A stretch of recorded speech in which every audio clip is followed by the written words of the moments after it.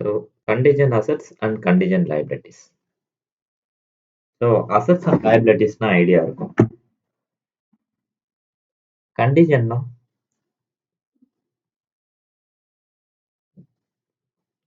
any idea? Okay. So contingent may or may not happen. நடக்கலாம் நடக்காமலும் போகலாம். இந்த இதுதான் contingent சொல்லுவோம்.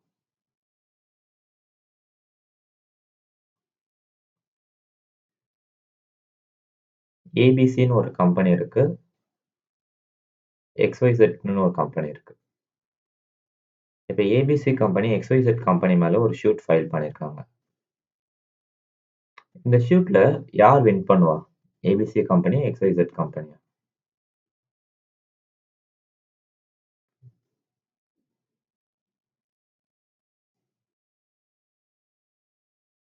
S, correct. Let us assume. இப்ப XYZ கம்பெனி வின் பண்றாங்கன்னு அசம்ப்ஷன் எடுத்து.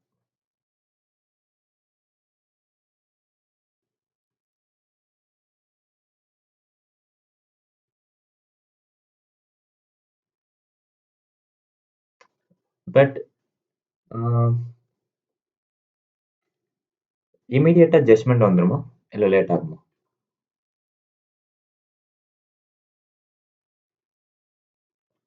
ஆக்சுவலா ஏபிசி கம்பெனி எஸ், கரெக்ட். இப்ப நார்மலா ஏபிசி கம்பெனி ஸோ இப்ப ஏபிசி கம்பெனி XYZ கம்பெனி மேல ஷூட் ஃபைல் பண்றப்போ so first of all investigation start பண்ணுவாங்க. After that valid proof evidence இதெல்லாமே சப்மிஷன் பண்ணி after that court judgment declare பண்ற மாதிரி இருக்கும். இதுக்கு ஆக்சுவலா மினிமம் பீரியட் ஒரு 3 மந்த்ஸ் எடுக்கும். அந்த 3 மந்த்துமே பார்த்தீங்கன்னா, ABC company court fees, advocate ஃபீஸ்ன்னு சொல்லிட்டு அவங்க ஒரு அமௌண்ட் பே பண்ணிட்டு இருப்பாங்க. ஸ்பெண்ட் பண்ணிட்டு இருப்பாங்க. அதே மாதிரி XYZ கம்பெனி அவங்களுக்கு கோர்ட் ஃபீஸ், அட்வொகேட் ஃபீஸ்ன்னு சொல்லிட்டு ஒரு அமௌண்ட் ஸ்பெண்ட் பண்ற மாதிரி இருக்கும். இப்ப XYZ கம்பெனி அந்த சூட்ட வின் பண்ணதுனால, ஏபிசி கம்பெனி இவங்களுக்கு காம்பன்சேஷன் பே பண்ற மாதிரி வரும். கிளியர்? இந்த காம்பன்சேஷன் அமௌண்ட் XYZக்கு கண்டிஜென்ட் அசெட்ஸ்.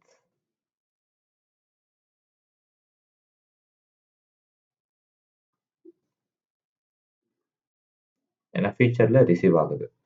அது ஏபிசி கம்பெனிக்கு இது contingent liability.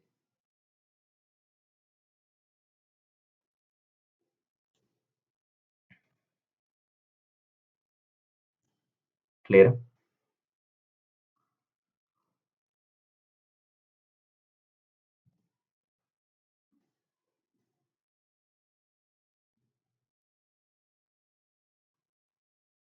Is it clear?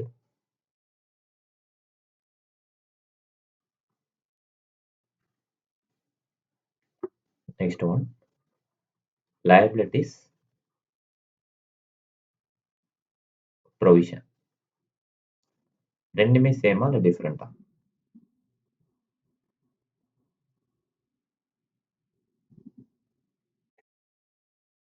S, correct. இப்ப ரெண்டுத்துக்குமே எக்ஸாம்பிள் பார்த்துடலாம். நீங்க லோன் வாங்கியிருக்கீங்க, அதை ரீபே பண்ணணும். ப்ரொவிஷன்ங்கிறது provision for tax.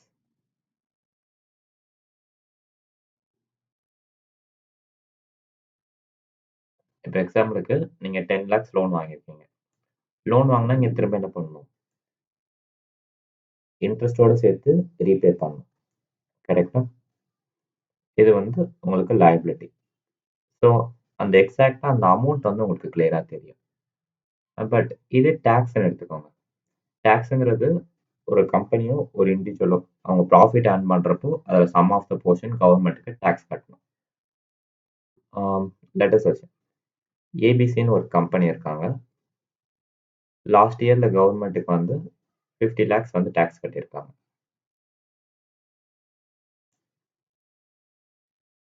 Tax pay. இப்ப புக்ஸ் ஆஃப் அக்கவுண்ட் எந்த மந்த் க்ளோஸ் பண்ணுவாங்க? அக்கவுண்டிங் இயர்ல. Yes, correct. ஸோ அப்ப 31 மார்ச் அப்ப 50 லேக்ஸ் அவங்களுக்கு பிக் அமௌண்ட்டா இருக்கு. அதனால அவங்க என்ன பண்றாங்கன்னா, அக்கவுண்டிங் இயர் ஸ்டார்டிங்லேருந்து ஏப்ரல்லேருந்து ஒரு ப்ரொவிஷன் கிரியேட் பண்ணுறாங்க.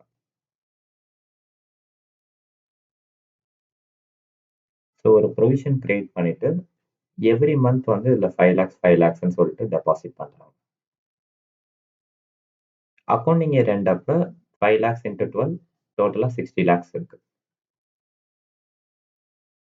அந்த 60 lakhல கரண்ட்டாக அவங்க கட்ட வேண்டிய டேக்ஸ் வந்து 50 lakhs. அதை பே பண்ணிட்டு பேலன்ஸ் இருக்கிறது நெக்ஸ்ட் இயர்க்கு கேரி ஃபார்வர்ட் பண்ணுறாங்க. கிளியரா? இப்போ இந்த கேஸ் பார்க்குறப்போ எவ்ரி இயர் காமனாக 50 lakhs தான் டேக்ஸ் கட்டுவாங்களா இல்லை டிஃப்ரென்ஸ் இருக்குமா?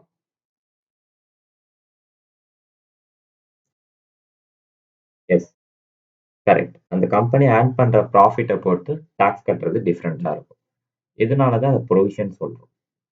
லயபிலிட்டிஸ்னால் உங்களுக்கு எக்ஸாக்டாக இந்த அமௌண்ட் தான் பே பண்ணணும்னு தெரியும். பட் டேக்ஸ்ன்னு வரப்போ உங்களுக்கு எக்ஸாக்டாக இந்த அமௌண்ட் பே பண்ணுங்கிறது உங்களுக்கு தெரியாது. Depends on profit. கிளியரா?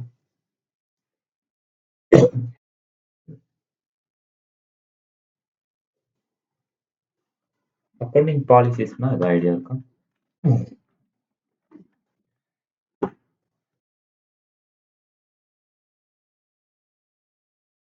கரெக்ட்.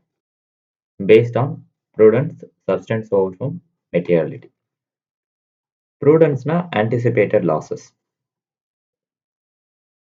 ஆன்டிசிபேட்டட்னா நார்மல் லாஸ்ன்னு சொல்லுவோம். ஆஸ் யூஷுவல் இதுக்கு முன்னாடி பிரிக்ஸ் எக்ஸாம்பிள் பார்த்தோம்ல. 100 பிரிக்ஸ் டெலிவரி பண்ணுறீங்கன்னா 2% வந்து லாசஸ் இருக்க சான்சஸ் இருக்கு. அது ப்ரூடன்ஸ். Substance over from. இப்போ கம்பெனி வந்து ஒரு ப்ராப்பர்ட்டி பை பண்ணுறாங்க. ப்ராப்பர்ட்டி பை பண்ணுறப்போ அது கரெக்டாக இருக்கா, அதோட லீகல் டாக்குமெண்ட் செக் பண்ணுறது substance over.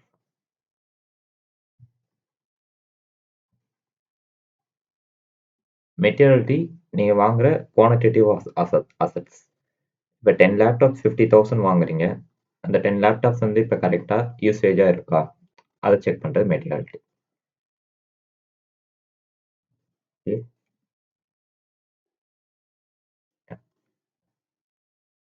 So, different accounting policy are frequently encountered can be given as follows. Valuation of inventory, valuation of investment. Okay, inventory is not actual.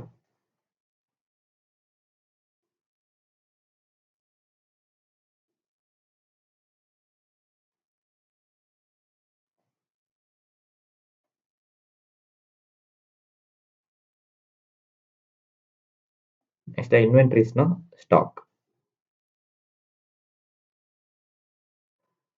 இப்போ எக்ஸாம்பிளுக்கு எஸ்ன்னு ஒருத்தவர் வந்து 500 மொபைல் ஃபோன் பர்ச்சேஸ் பண்ணுறாரு.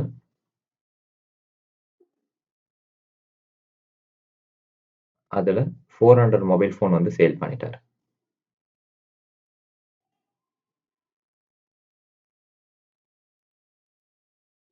So அப்போ balance இருக்கிறது 100. இப்போ இந்த கேஸ் பார்த்தீங்கன்னா இவர் பை பண்ணது 8,000க்கு பை பண்ணியிருக்காரு பர் மொபைல். சேல் பண்ணுறப்ப 10,000க்கு சேல் பண்ணியிருக்காரு. இப்போ இன்வென்ட்ரிஸ் வேல்யூவேஷன் எடுக்கிறப்போ 100 வந்து க்ளோசிங் ஸ்டாக், அன்சோல்டு குட்ஸ். எந்த வேல்யூ எடுப்பீங்க? 8,000 10,000?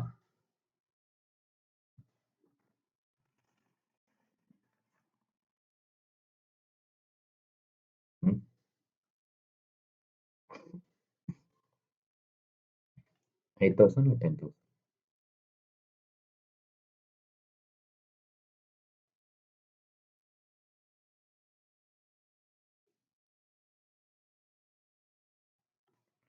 எந்த value?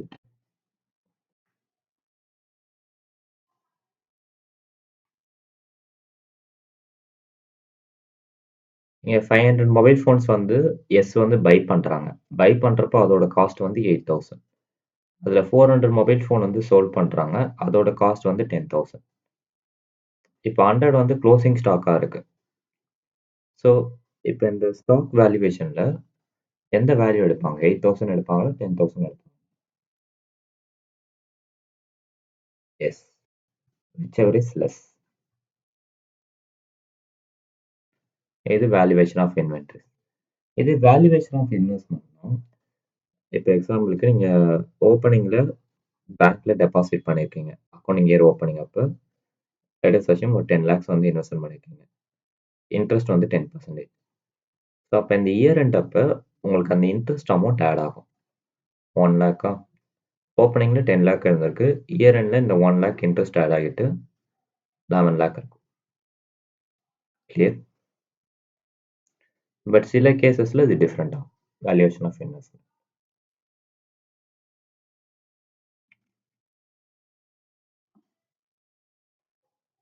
So some cases shares எல்லாமே வந்து ஃபிஃபோ மெத்தட் இல்ல ஆவரேஜ் மெத்தட்ல ட்ரீட் பண்ணுவாங்க. இது normal. Okay. Yeah. So investment பொறுத்தவரைக்கும் most of all acquisition cost தான் யூஸ் பண்ணுவாங்க. இதுல lower of cost on market value stock பொறுத்தவரைக்கும். Change in accounting policy. So accounting policy change பண்ணணும்னா it requires some statute or compliances with an accounting standard. Accounting standard refer பண்ணிட்டு தான் change பண்ற மாதிரி இருக்கும். அப்படி சேஞ்ச் பண்றப்போ அதோட ரிசல்ட் வந்து உங்களோட ஃபினான்ஷியல் ஸ்டேட்மெண்ட்ல பிரசன்டேஷன் பண்ணியிருக்கணும். இப்போ எக்ஸாம்பிளுக்கு டெப்ரிசியேஷன் ஸ்ட்ரைட் லைன் மெத்தட்லேருந்து ரிட்டர்ன் ஆன் வேல்யூ மெத்தடை சேஞ்ச் பண்றீங்க. அப்படி சேஞ்ச் பண்றப்போ அதோட இம்பாக்ட் எல்லாமே கிளியரா அதில் மென்ஷன் பண்ணியிருக்கணும். கிளியரா?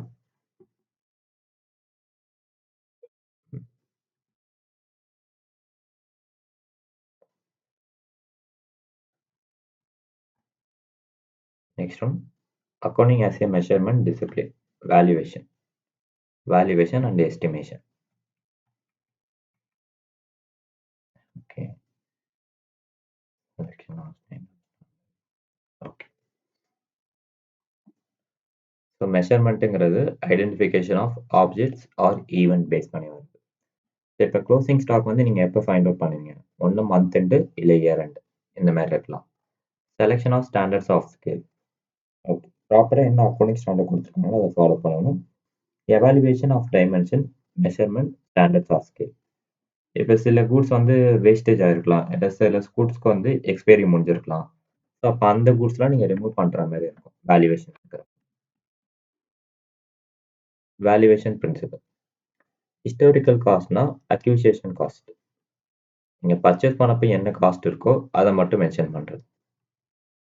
இது மோஸ்ட் ஆஃப் ஆல் அசட்ஸுக்கு இதை ட்ரீட் பண்ணுவாங்க. கரண்ட் காஸ்ட்னா இப்போ மார்க்கெட்டில் என்ன வேல்யூ போகுது. ரியலைசபிள் வேல்யூ நீங்கள் வாங்கினது ஒரு காஸ்ட்டாக இருக்கலாம், இப்போ மார்க்கெட்டில் அதோட காஸ்ட்டு கம்மியாக இருக்கலாம். Next one present value. Present வேல்யூனா இயர் எண்டில் உங்களுக்கு 10,000 கிடைக்க போகுது. இப்போ அதோட வேல்யூ என்னவா இருக்கும்?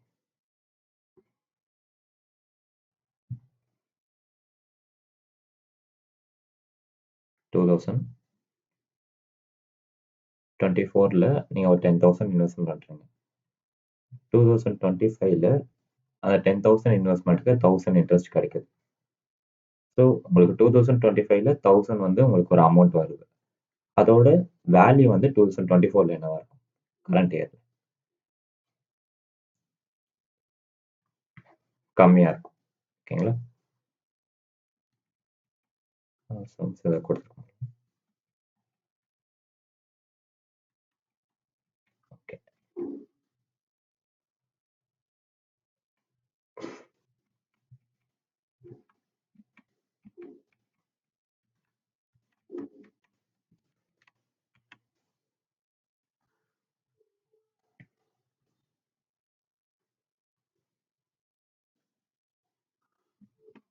Dimension of measurement scale. So year one அப்போ நீங்கள் 5,000 பீசஸ் பர்ச்சேஸ் பண்ணுறீங்க. அதோட காஸ்ட் வந்து 5 lakhs. இயர் டூ அப்போ 4,500 குவான்டிட்டிஸ் பர்ச்சேஸ் பண்ணுறீங்க. அதோட காஸ்ட் வந்து 5,40,000. Production and sales of your company, 2 different years. Okay. Yeah. Cost of production. Okay. Okay. Actually, இது sales, இது production.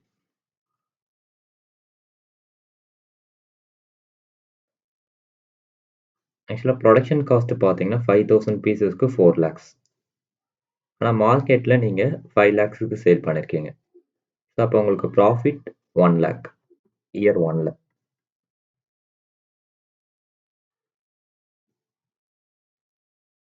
So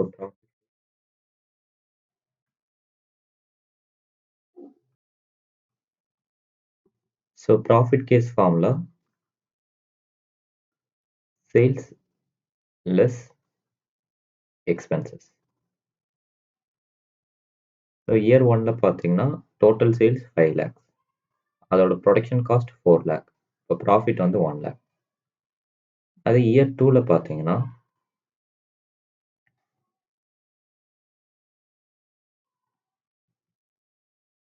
profit equal to sales less expenses.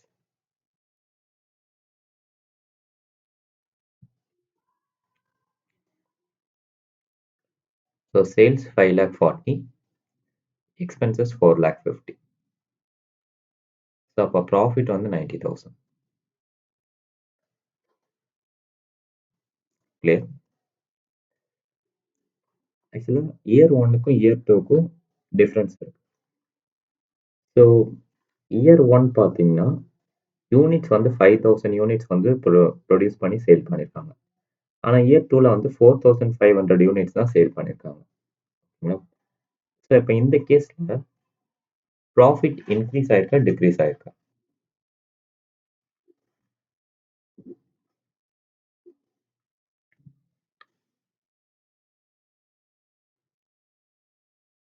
S, degrees ஆயிருக்கு. But the difference பாருங்க.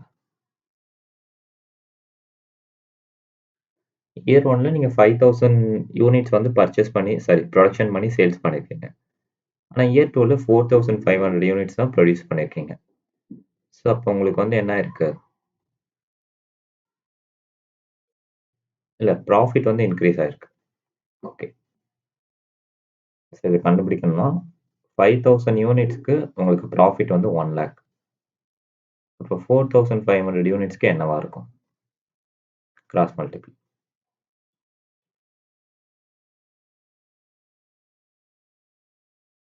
4,500 into 1 lakh divided 5,000.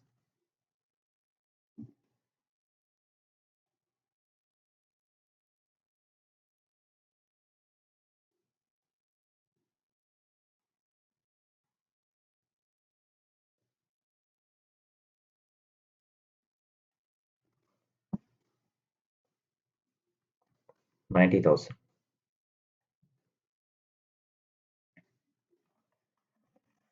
Clear? So அப்போ profit வந்து ஸ்டேபிளாக maintain ஆகுது. ஆக்சுவலாக increase ஆகலை டிக்ரீஸ் ஆகலை, ஸ்டேபிளாக மெயின்டைன் ஆகுது. கிளியர்? ம்.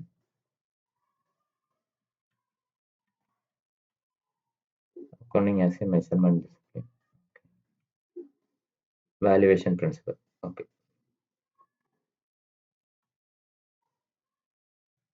So historical cost,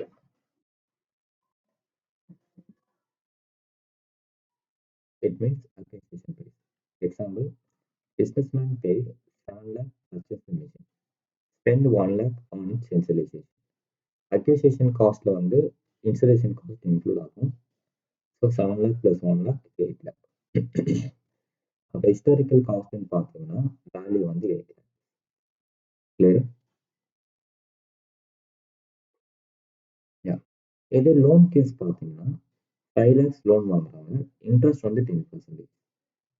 It recorded at the amount proceed, received the exchange of the application, or the application with the repayment of the bill as well as payment of interest at an agreed rate. So அப்போ loan amount 5 lakhs பே பண்ணணும், இன்ட்ரெஸ்ட்னு பார்த்தீங்கன்னா 10% பே பண்ணணும். 5 lakhக்கு 10% 50,000. கிளியரா? இப்போ இந்த கேஸில் லோனோட காஸ்ட்னு பார்த்தீங்கன்னா 5 lakh, அது ஹிஸ்டாரிக்கல் காஸ்ட்.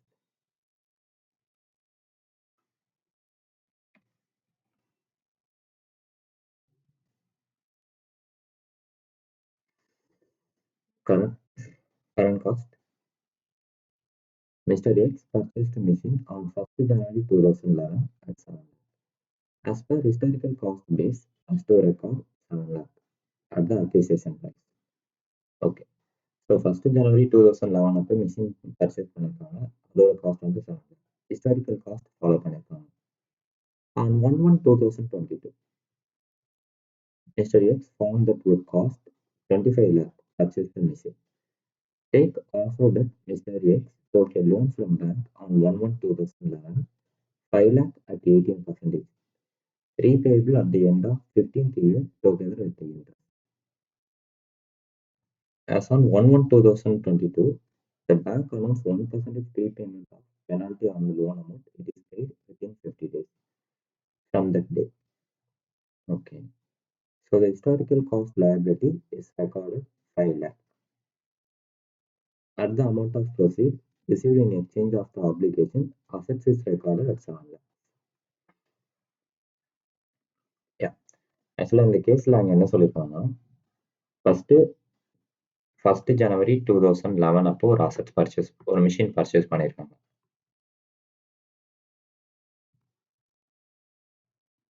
மிஷினோட காஸ்ட் வந்து 7 lakhs. 1/1/2022 அப்போ இதோட வேல்யூ வந்து 25 lakhs ஆயிருக்கு.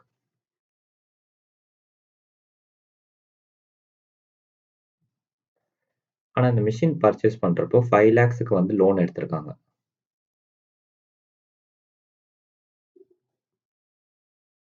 Loan amount 5 lakhs.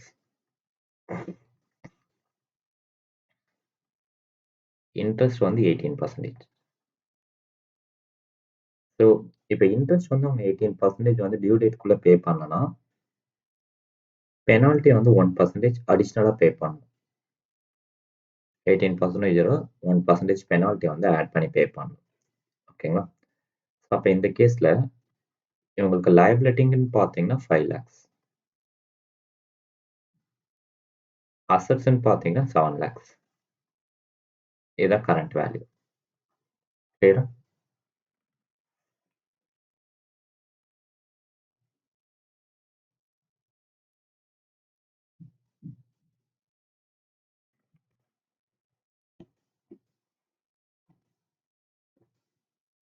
இந்த பார்ட் கிளியரா?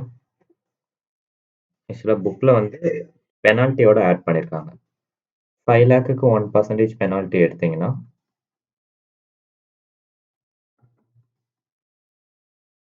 5,000. ஆல்ரெடி லோன் அமௌண்ட் வந்து 5 lakh. 5 lakh plus 5,000, the total loan value 5,05,000.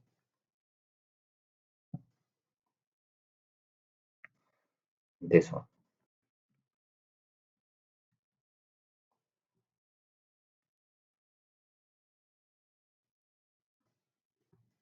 Next one, realizable value. Suppose Mr. X found that he can get 20 lakh if he would sell the machine purchased on 1/1/2011, paying 7 lakhs, and which would cost 25 lakhs in case he would buy it currently. Take also Mr. X found that no money to pay of the bank loan 5 lakh currently. Okay. So first one, Mr. X found that he can get 20 lakh. He would sell the machine purchased 1/1/2022, paying 7 lakhs. Okay. 1/1/2011 machine வந்து purchase பண்ணியிருக்காங்க. அதோட cost வந்து 7 lakhs. But இப்போ வந்து அதை sale பண்ணா 20 lakhsக்கு sellers இருக்காங்க. இந்த மிஷினை பை பண்றதுக்கு செல்லர்ஸ் இருக்காங்க. And which would cost 25 lakh, which is he would buy it currently. Okay. But இப்போ மார்க்கெட்ல கரண்டா இந்த மிஷினோட வேல்யூ பார்த்தீங்கன்னா 25 lakhs. Mr. X found he had no money to pay off the bank loan 5 lakh currently. Okay. But எக்ஸுக்கு வந்து இப்போ இமீடியட்டாக மணி தேவைப்படுது. ஸோ அந்த லோன் அமௌண்ட் ரீபே பண்ணுறதுக்கு இவங்கள்ட்ட எந்த கேஷ்மே இல்லை.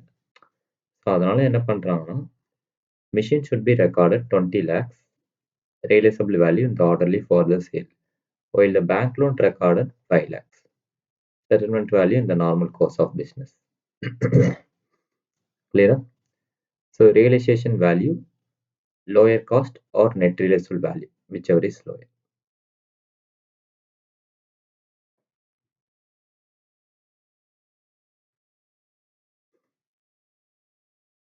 Next one, present value.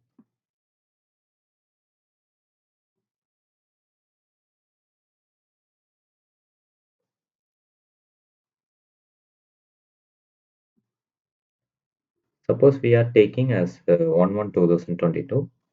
Take it as time for reference. Now think the machine purchased X can work for another 10 years. Okay. So 1/1/2022 அப்போ ஒரு மிஷினரி வாங்குறாங்க. ஸோ அந்த மிஷினை 10 இயர்ஸ்க்கு யூஸ் பண்ண போகிறாங்க. நெக்ஸ்ட் 10 இயர்ஸ்க்கு. It's suppose to generate the cash 1 lakh per annum. So அந்த மிஷின் மூலிமா எவ்ரி இயர்ஸ் வந்து உங்களுக்கு 1 lakh கேஷ் வந்து ஜென்ரேட் ஆகும். அதுக்கான பேங்க் லோன் பார்த்தீங்கன்னா 5 lakhs. X is to be repaid as on 31/12/2028. Okay. So pay பண்ணுறது பார்த்தீங்கன்னா 2018 பே பண்ணுறாங்க. அதுக்கான ஆனுவல் இன்ட்ரெஸ்ட்னு பார்த்தீங்கன்னா 90,000. கிளியர்?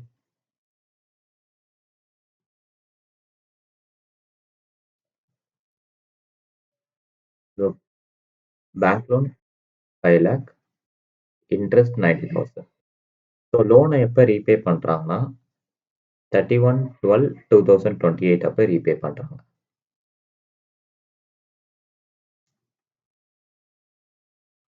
இவங்க லோன் எடுத்தது 5th Jan 2022, ரீபே பண்ணுறது 31/12/2028. அப்போ இன்பிட்வீன் இந்த 6 இயர்ஸ்க்கு இன்ட்ரெஸ்ட் அமௌண்ட் செப்பரேட்டாக பே பண்ணணும். லோனை மட்டும் மொத்தமாக 31/12/2028 அப்போ ரீபே பண்ணணும்.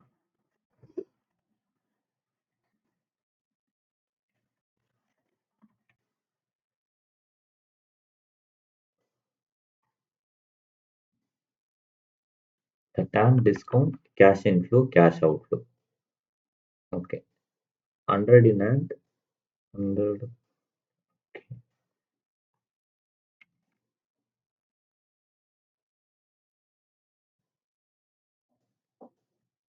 ஓகே. ஸோ இங்கே ஆக்சுவலாக ஃபார்முலாவில் கொடுத்துருக்காங்க. Annual value amount equal to principal 1 plus interest divided n. Okay. P into 1 plus I power n.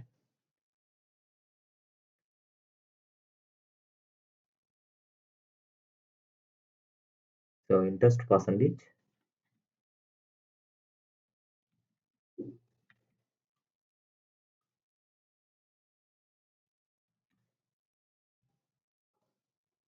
Okay.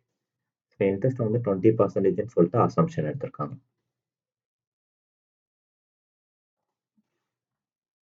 Okay.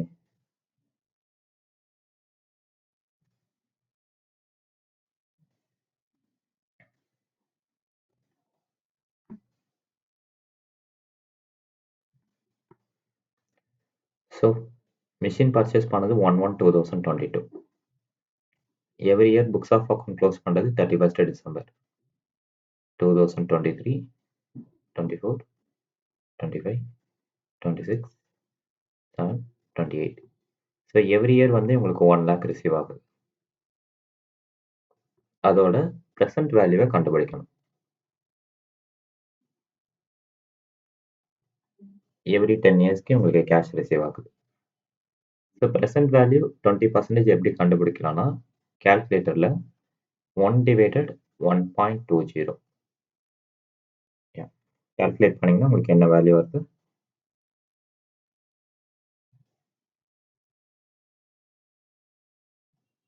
One divided 1.2.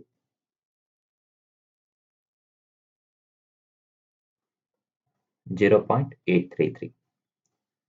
So அதே இது ஈக்குவல் டு பண்ணீங்கன்னா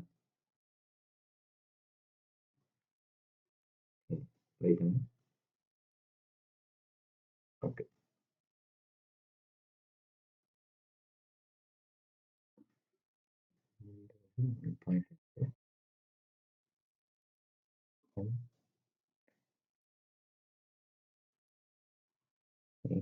$3,033.